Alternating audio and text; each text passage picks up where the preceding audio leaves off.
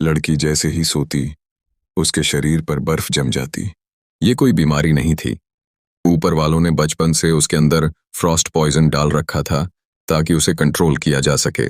जब तक वो उनकी बात मानती, तभी उसे थोड़ा सा एंटीडोट मिलता।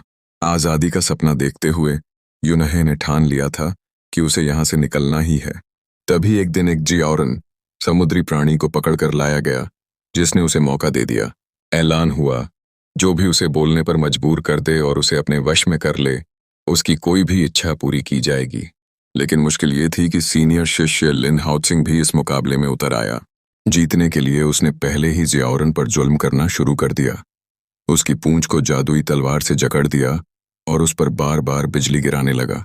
उसे लगा वो मर जाएगा, पर असल में यही मौका यून्हे को चाहिए था। अगर वो उसे मारना चाहता है तो मैं उसे बचाऊंगी। यून्हे पहले से जानती थी कि ऐसा होगा। जैसे ही यातना खत्म हुई, वो सामने आई और नरमी से बोली, मैं तुम्हें चोट नहीं पहुंचाऊंगी। फिर उसने उसकी पूंछ में फंसी तलवार निकालने की कोशिश की, लेकिन जैसे ही उसने तलवार छुई, जादू एक्टिव हो गया और हमला उस पर ही पलट पड़ा। वो नहीं चाहती थी कि जियाओरन को और चोट लगे, इसलिए उसने पूरी ताकत लगाकर उस तलवार को रोक दिया। ये आसान नहीं था, खून तक निकल आया, लेकिन आखिरकार वो उसे काबू में करने में सफल रही। इस एक कोशिश ने जियाओरन के दिल में उसके लिए थोड़ा भरोसा जगा दिया। 3 दिन मैं इसे बोलने पर मजबूर कर दूंगी। पर उसी रात लिन हाओचिंग ने चाल चली। वो जियाओरन के पास गया और बोला, यून्हे पर भरोसा मत करना, वो सिर्फ तुम्हारा इस्तेमाल कर रही है। वो वान हुआ वैली की टॉप स्पिरिट मास्टर है। ये सीधी सादी जियाओरन ये सुनकर टूट गई। उसे लगा उसके साथ धोखा हुआ है। अगले दिन अनजान यून्हे उसके लिए अपनी सबसे कीमती दवा लेकर आई।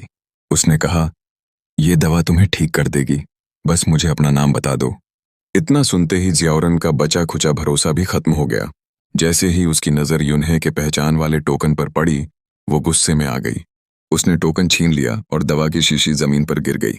उसे नहीं पता था कि यून्हे का इरादा सिर्फ इस्तेमाल करना नहीं था। वो सच में उससे दोस्ती करना चाहती थी, क्योंकि उसे जियाओरन में अपनी ही झलक दिखती थी। दोनों ही बंधनों में जकड़े हुए और आज़ादी की चाह रखने वाले।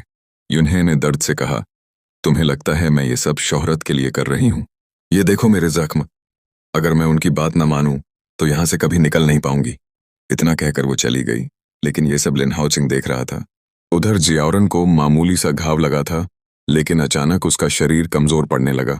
यून्हे ने सोचा ये साधारण जहर है, पर जैसे ही वो अपने कमरे में पहुंची, वो बेहोश हो गई। उसकी हालत बिगड़ती देख जियाओरन ने एक पल सोचा, फिर दर्द सहते हुए अपने ही शरीर से एक स्केल छाल तोड़कर उसके गले